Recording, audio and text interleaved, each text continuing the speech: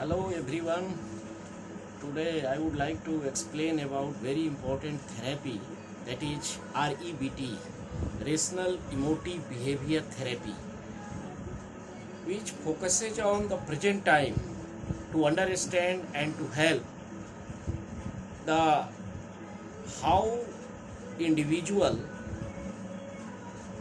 check the unhealthy behavior and how unhealthy thoughts and unhealthy belief create the uh, stress and anxiety. Rational emotive behavior therapy, developed by Albert Ellis, a clinical psychologist, as a result of this, as a result of his dissatisfaction with his practice of psychoanalysis. This REBT is the type of CBT. There are two types of CBT. First is Beck's cognitive behavior therapy, and second is Alice irrational emotive behavior therapy. REBT emphasis on the assumption that cognition, emotion, and behavior interact significantly and have a reciprocal cause and effect relationship. Alice theory is based on not only the psychological, biological, and sociological data, but also on emphasis on philosophical data, जिसमें कि hedonism और humanism पर जोर दिया गया। ये philosophical approach hedonism और humanism दोनों पर emphasis किया गया है, which combined with a belief in rationality and influences the person's personality. Alice is interested in biological, social, and psychological factors uh, that make individuals more vulnerable to psychological disturbances. Ellis का ऐसा मानना था कि irrational belief को कैसे समझा जाए, और जिस दिन इरेशनल बिलीफ व्यक्ति का कम हो जाता है उस दिन उसके बहुत सारे डिस्टर्बेंस कम हो जाते हैं। इसलिए सबसे पहले जरूरी है कि उसके इरेशनल बिलीफ को हटाया जाए। बिना इरेशनल बिलीफ को हटाए हुए हम उसके अंदर हेल्दी बिहेवियर को डेवलप नहीं कर सकते। इसलिए इरेशनल बिलीफ को रिड्यूस करना, इरेशनल बिलीफ को हटाना जरूरी है। I am going to explain about the philosophical view point, responsible hedonism, humanism, and rationality. These are the important points. First is philosophical point of view. Philosophical point of view में Alice ने क्या कहा कि Alice was influenced by a Roman philosopher who said that people are disturbed not by things but by their views of things. चीजों से जितनी परेशानी नहीं होती है उसके व्यू से परेशानी होती है। लोगों से जितनी परेशानी नहीं होती है लोगों के व्यू से परेशानी होती है। लोगों की जो मेंटेलिटी होती है, लोगों के जो वक्तव्य होते हैं, लोगों की जो थॉट्स होती है उससे ज्यादा परेशानी होती है। He was also affected by European philosopher who explained the issues of happiness and rationality. Second is responsible hedonism. Hedonism refers to the concept of seeking pleasure and avoiding pain. Responsible hedonism is concerned with maintaining pleasure. Ellis believes that people are often extremely hedonistic but need to focus on long range rather than short range hedonism. Means enjoyment is the major goal in life, और hedonism यानी pleasure जो है वो short range का नहीं होना चाहिए, उसमें थोड़ा अस्थायित्व होना चाहिए। Next part is humanism. REBT argues that human being as a holistic and goal directed organism. REBT emphasizes about human interest. Ellis explained that religiosity is more important than religion. Religiosity is absolute faith that is not based on fact. Ellis believed that when person accept right or wrong things without thinking, which leads to guilt, which leads to anxiety, depression, and other psychological dysfunctions. So, Ellis argued that individuals should have unconditional self acceptance. Unconditional self acceptance जब आता है तो व्यक्ति कुछ सोचकर अपने decision को लेता है, और बिना सोचे हुए डिसीजन लेने से एंजाइटी, डिप्रेशन, ये सारी चीजें की प्रॉब्लम आती है. They should accept that every person make the mistake, और वह मिस्टेक भी करता है, उसके पास वर्थ भी है, क्वालिटी भी है, एसेट्स भी है. रेशनलिटी को उसने एक्सप्लेन किया. Rationality refers to the people using efficient, flexible, logical and scientific ways of attempting to achieve their values and goals. व्यक्ति अपने गोल को पाने के लिए एक साइंटिफिक रास्ते की तलाश करता है, एक लॉजिकल रास्ते की तलाश करता है. लाइफ रेशनल तभी होगा, लॉजिकल लाइफ तभी होता है जब उसमें एफिशिएंट, लॉजिकल एंड फ्लेक्सिबल वे हो, एडाप्टेशन की क्षमता हो, एडजस्टमेंट की क्षमता हो, क्लियर थॉट प्रोसेस हो. जब व्यक्ति फेलियर होता है तो उसके सेल्फ स्टीम बहुत नीचे गिर जाते हैं. वो अचानक सोचने लगता है, if I fail I am a bad person, I am worthless. Person should have a realistic sense of their strength and weakness. Realistic way में यदि हम अपने स्ट्रेंथ और वीकनेस को रियलाइज करें तो ये सारी प्रॉब्लम नहीं आएंगी. अपने अचीवमेंट पर प्राइड करें. There are some factors which is the basic factor of REVT. Ellis has recognized a number of factors that are contribute to individuals' personality development and disturbances also. That is biological factor. Ellis believed that the individual have inborn tendency to react to events. ये inherent tendency होती है कि वह चीजों के प्रति react करता है. इसके कुछ प्रमाण भी मिले हैं.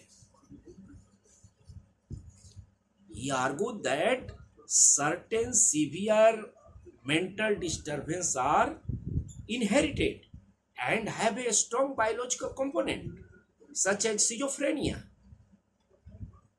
Social factors उसको भी एक्सप्लेन किया उन्होंने. Interpersonal relationship in families, in peer groups, schools, colleges, workplaces, and other social groups all have been an impact on expectation that individual have of themselves and others. आपके पास इस तरह के relations हो तो एक एक्सपेक्टेशन डेवलप होता है कि हम उससे जुड़े हुए हैं, हम उससे कनेक्टेड हैं. If they feel accepted by other, they are likely to feel good about themselves.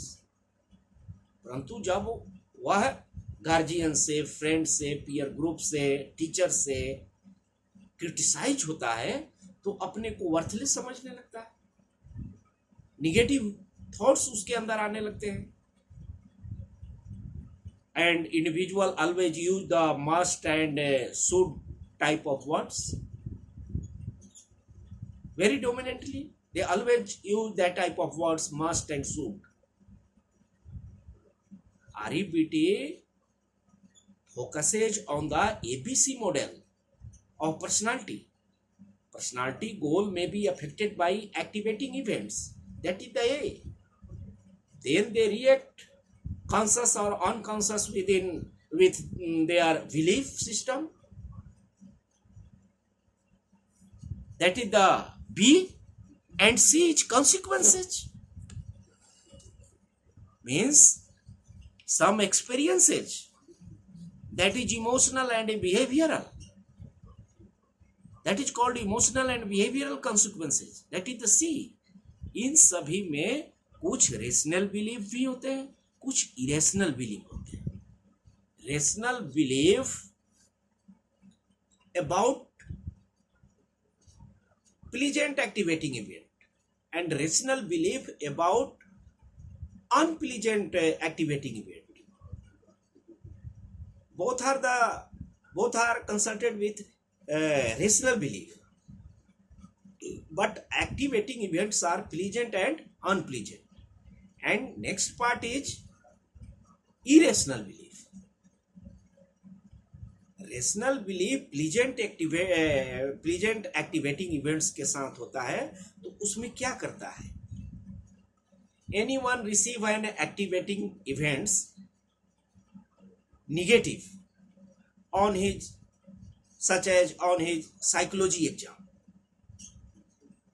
His belief is ability to do well on psychology exam and to become a good psychologist. The emotional experiences are pleasure, behavioral experiences are anticipation of next examination. यदि इस बार हमारा exam गड़बड़ हो गया है तो next exam में ठीक हो जाएगा. ये हमारे पॉजिटिव एस्पेक्ट्स होंगे. रेशनल बिलीफ इस तरह के होंगे. फेलियर होने के बावजूद भी हम इस तरह के बिलीफ रखते हैं, तो हमारे रेशनल बिलीफ होते हैं. अनप्लीजेंट एक्टिवेटिंग इवेंट्स यदि हो, उसके बाद भी यदि हमारा रेशनल बिलीफ हो, उसमें भी व्यक्ति सोचता है कि कोई बात नहीं. शुरू में उसको लगता है कि I don't like to fail, मैं नहीं चाहता हूं फेल होना. उसके बाद भी हुआ हूं तो I would like to try again. But जैसे ही इरेशनल बिलीफ आते हैं एक्टिवेटिंग इवेंट्स पर, तो सबसे ज़्यादा उसी में डिस्टर्बेंस के चांसेज होते हैं. When individual do not experience activating events in a certain way that is congruent और incongruent. When it is incongruent, our belief system is very bad, and person think that it is unfortunate, too bad, I should, I must, I have to. If my goal are not fulfillment, या बहुत खराब हुआ, बहुत भद्दा हुआ, बहुत डरावना हुआ, इस तरह की feeling. I can not stand it, I am terrible person. These are irrational belief which produce the emotional disturbance. और उसका कॉन्सिक्वेंसेज क्या होगा? Person feel hopelessness, person feel helplessness and extremely angry. Ellis described that ABC are intercorrelated. There are a variety of interactions among A, B, and C. It represents the emotional, behavioral, and cognitive factors.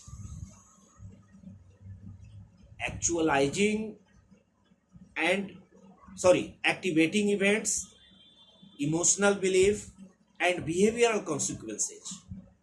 All are intercorrelated. REBT always present the structural format which recognize about irrational belief. Main functions of REBT is to recognize the irrational belief, assess the irrational thought, and understand the dispute तो ये तीन चीजें जब हो जाती हैं जिसमें व्यक्ति अपने डिस्प्यूट को भी समझ लेता है, असेस भी कर लेता है, तो उसकी बहुत सारी प्रॉब्लम कम हो जाती है। What is the goal of REBT? The general goal of REBT are to assist people in minimizing emotional disturbances, decreasing self-defeating behaviors, and becoming more self-actualizing tendency, so that they can lead a happier existence. सांवेगिक जो emotional disturbances है उसको कम करना। There are some goals: to think more clearly and more rationally, to feel more appropriately, and to act more efficiently. That is the sub goal of REBT. इसका assessment कैसे होता है? Assessment of cognition and behaviour that are source of the problem as well as theme of the cognition, emotion and behaviour. And second is ABC model, ABC theory of personality to identify the client's problem. A, B, C, D, E, F is the central part of REBT. So this model is called ABCDEF model. This is the therapeutic approach. A means activating event, recognition of activating events. जो activating events आ रहे हैं उसकी पहचान करना. This is the first step of REBT. ये सारे external sources से आते हैं and person feel discomfort through this external sources. That is the activating events. Activating events can be divided into two parts. First is what happened and second what the patient perceived happened. what happened तो ठीक है, क्या हुआ, पर patient द्वारा क्या हुआ जैसा चीज परसीव करना, उसके परसीव में अंतर हो जाता है. Client represents too many activating events and therapists need to focus on only a few. This step is initiation point of irrational thinking, which produces the negative thought, negative emotion and negative behavior. जैसे मान लीजिए कि किसी organisation में कोई कर्मचारी काम कर रहा हो और वहां के सुपरवाइजर या मैनेजर के प्रति वो सोच रहा है कि हमको बहुत कम एवेल्युएशन किया गया. That is the irrational thought. A के बाद बी, बिलीफ, उसके पहले हम सी को एनालाइज करना चाहेंगे. Consequences. Often client start the first therapy session with their consequences such as I feel very afraid, I feel very depressed. इस टाइप के वर्ड से शुरू करता है. There is a very difficult to discriminate the belief and consequences of clients thought. There is clear-cut differences between consequences and belief. Feelings cannot be disputed. They are experienced. Whereas belief can be disputed. तो belief disputed हो सकता है, पर feeling को experience किया जाता है, अनुभव किया जाता है, वो dispute नहीं होता है. When dealing with feelings, client may be unclear about their emotions. तो ये कॉन्सिक्वेंसेज किस रूप में होंगे? एग्रेशन के रूप में होंगे, फ्रस्ट्रेशन के रूप में होंगे, एंग्जाइटी के रूप में होंगे. That is the consequences. Third part is belief. There are two types of belief. First is rational and second is irrational belief. जब इरेशनल बिलीफ आता है तो एक्सैग्रेशन लेकर आता है, which leads to disturbances, which leads to distracted feelings. Person feel that मुझको कोई help नहीं कर सकता है, वो बहुत खराब आदमी है, इस तरह के बिलीफ सिस्टम, इरेशनल बिलीफ इसको कहते हैं। सुपरवाइजर के प्रति उस कर्मचारी का बिलीफ सिस्टम हमेशा निगेटिव, इतना काम किया उसके बाद भी उसने हमें एप्रिसिएट नहीं किया, ये इसका बिलीफ है जो कि इरेशनल है। And next is dispute. This is the important approach in REBT. There are three parts in disputing, which is called detecting, discriminating, and debating. The therapist first detect the irrational belief in the client. यह dispute होने के कारण को समझने की कोशिश करता है। एक्टिवेटिंग इवेंट्स को भी समझा जा सकता है। एक्टिवेटिंग इवेंट्स को बातचीत करके समझा जा सकता है। जहां डिबेटिंग होती है, डिस्क्रिमिनेट किया जाता है एक दूसरे से, लेक्चर के द्वारा, कुछ ह्यूमर्स के द्वारा हम बहुत सारी चीजों की जानकारी क्लाइंट से ले सकते हैं। उसके एक्सप्लेनेशन के द्वारा क्लाइंट से हम जानकारी ले सकते हैं। कहाँ डिस्प्यूट है, कहाँ हिडन है डिस्प्यूट, ये मालूम चल जाता है। And next is effect. Effect, this step is outcome of REBT. In this phase, client develop an effective philosophy about irrational belief. Client change their irrationality.